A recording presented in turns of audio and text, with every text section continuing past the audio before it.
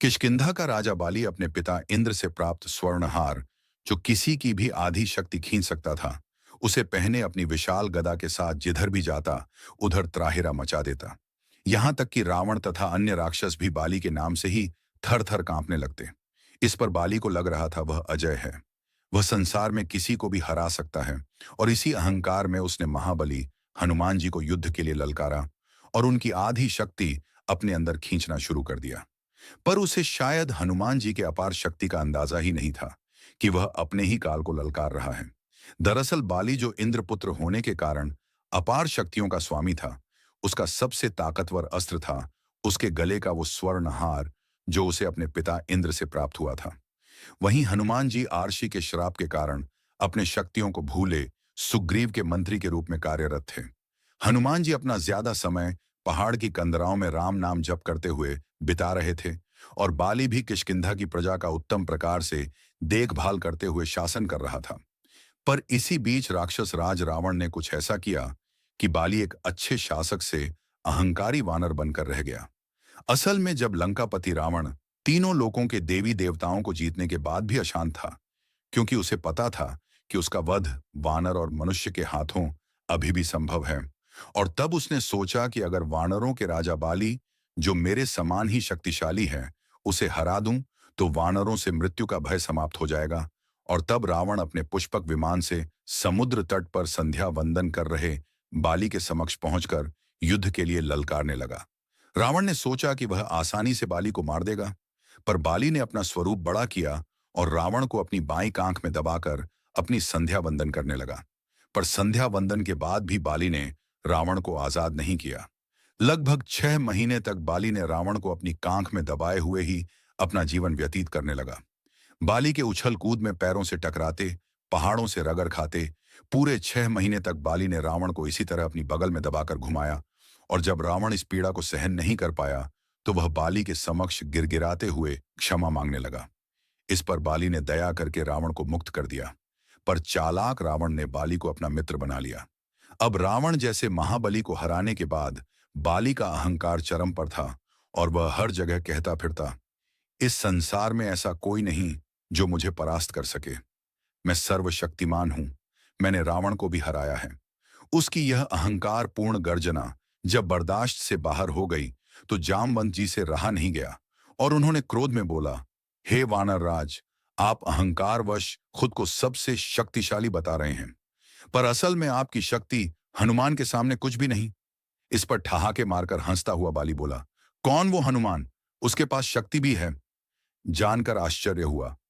वह तो हमेशा गुफाओं में मुंह छुपाए राम राम कहता रहता है। उससे मेरी क्या तुलना? पर जामवंत, तुम कह रहे हो तो मैं उसकी भी जीवन लीला समाप्त कर ही देता हूं। फिर क्रोध और अहंकार से गरजता हुआ बाली हनुमान जी को ढूंढते हुए उस वन में पहुंचा जहां हनुमान जी तपस्या कर रहे थे।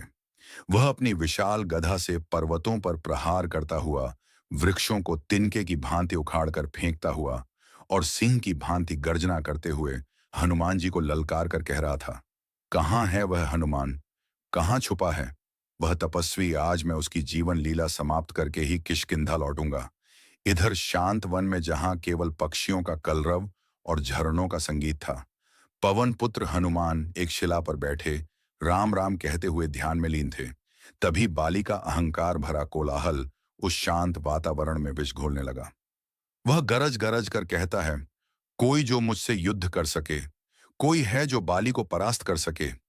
हनुमान जी ने पहले तो उसे अनदेखा करने का प्रयास किया, क्योंकि उनकी तपस्या में विघ्न पड़ रहा था। परंतु जब बाली उनके समक्ष आकर उन्हें युद्ध के लिए ललकारने लगा तो हनुमान जी ने अपनी आंखें खोली और अत्यंत विनम्रता से कहा, हे किष्किया नरेश, हे देवराज इंद्र के पुत्र, आप निसंदेह इस संसार के सबसे शक्तिशाली योद्धाओं में से एक हैं। आपको कोई नहीं हरा सकता। परंतु इस शांत वन और इन निर्दोष वृक्षों पर अपनी शक्ति का प्रदर्शन क्यों कर रहे हैं? इस पर बाली ने अत्यंत अपमानजनक शब्दों में अट्टहास करते हुए कहा, चुप हो जा वानर, मुझे ज्ञान मत दो। मुझसे युद्ध करो या मरने के लिए तैयार हो जाओ। यह सुनते ही हनुमान जी का शांत और सौम्य मुखमंडल प्रलयंकारी तेज से ढक उठा। उन्होंने अपनी गदा उठाई और बाली के युद्ध की चुनौती स्वीकार कर ली। यह कोई साधारण युद्ध नहीं होने वाला था। यह था दो महाशक्तियों का टकराव। एक ओर दिव्य वरदान से युक्त बाली, तो दूसरी ओर स्वयं रुद्र के अवतार पवन पुत्र हनुमान। जैसे ही युद्ध का दिन निश्चित हुआ, तीनों लोकों में हाहाकार मच गया। और जैसे ही हनुमान जी युद्ध के लिए निकलने को हुए, तो स्वयं परमपिता ब्रह्मा उनके समक्ष प्रकट हो गए।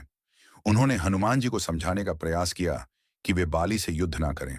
पर हनुमान जी ने कहा, मैंने बाली के युद्ध की ललकार को स्वीकार किया है, और अब युद्ध ना करना कायरता होगी। तब ब्रह्मा जी ने एक अद्भुत सुझाव दिया। उन्होंने कहा, ठीक है हनुमान, तुम युद्ध के लिए जाओ, परंतु अपनी केवल 10वें हिस्से की शक्ति का ही प्रयोग करना। अपनी बाकी की शक्ति अपने आराध्य के चरणों में समर्पित कर दो। युद्ध के बाद तुम वह शक्ति पुनः प्राप्त कर सकते हो। यह सुन हनुमान जी ने परमपिता ब्रह्मा की आज्ञा का पालन करते हुए अपनी अपार शक्ति का केवल 10वां अंश ही अपने पास रखा, और शेष शक्ति को प्रभु श्री राम के चरणों में समर्पित कर दिया। और अब आता है वह रोमांचक क्षण जिसका सबको इंतजार था। हनुमान जी युद्ध भूमि में पहुंचे। सामने बाली अपने स्वर्ण हार को पहने अहंकार से मुस्कुरा रहा था। जैसे ही हनुमान जी ने युद्ध भूमि में अपना पहला कदम रखा और उनकी दृष्टि बाली से मिली, बाली के दिव्य वरदान ने अपना काम करना शुरू कर दिया। हनुमान जी की आधी शक्ति यानी उनकी कुल शक्ति का केवल 5% बाली के शरीर में प्रवेश करने लगा, और फिर बाली को अचानक अपने शरीर में अपार शक्ति का अनुभव हुआ जो उसने आज तक महसूस नहीं की थी। उसे लगा जैसे सहस्त्र सूर्यों की ऊर्जा उसके भीतर समा रही है। वह सोचने लगा, मेरे अंदर कितनी अधिक शक्ति आ रही है, अब मैं सर्वशक्तिमान बन जाऊंगा। परंतु अगले ही पल बाली का शरीर उस प्रचंड ऊर्जा के वेग को सह न सका और गुब्बारे की तरह फूलने लगा। उसकी नसें फटने को हो गईं। उसके आंख, नाक और मुंह से रक्त की धारा बह निकली। बाली को समझ ही नहीं आ रहा था कि यह क्या हो रहा है। तभी उसका शरीर इतनी अधिक शक्ति को संभाल नहीं पाया और असहनीय पीड़ा से चीखने लगा।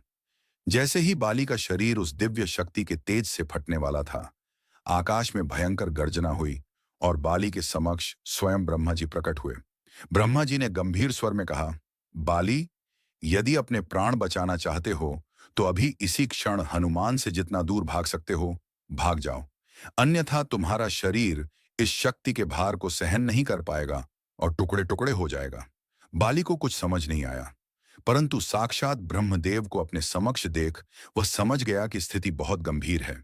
वह तुरंत युद्ध भूमि से पलटा और अंधाधुंध भागने लगा। वह सैकड़ों मील तक बिना रुके भागता रहा, भागता रहा। अंत में जब वह बहुत दूर निकल गया, तब जाकर उसके शरीर को कुछ राहत मिली और वह थक कर धरती पर गिर पड़ा और बेहोश हो गया। कुछ समय बाद जब बाली को होश आया, तो उसने फिर से परमपिता ब्रह्मा को अपने सामने खड़ा पाया।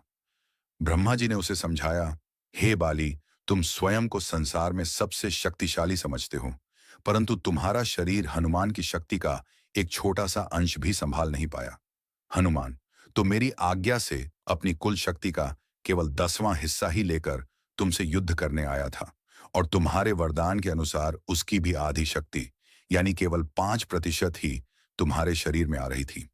और देखो, तुम्हारा शरीर उसे भी धारण नहीं कर पाया। सोचो बाली, यदि हनुमान अपनी संपूर्ण शक्ति लेकर तुमसे युद्ध करने आते तो तुम्हारा क्या होता? तुम्हारा शरीर तो एक क्षण में ही भस्म हो जाता। यह सुनकर बाली की आंखों से अहंकार का पर्दा हट गया। उसे अपनी भयंकर भूल का एहसास हुआ। उसे समझ आया कि वह किस महाशक्ति से टकराने चला था। बाली तुरंत हनुमान जी के पास लौटा और उनके चरणों में गिरकर क्षमा मांगने लगा। और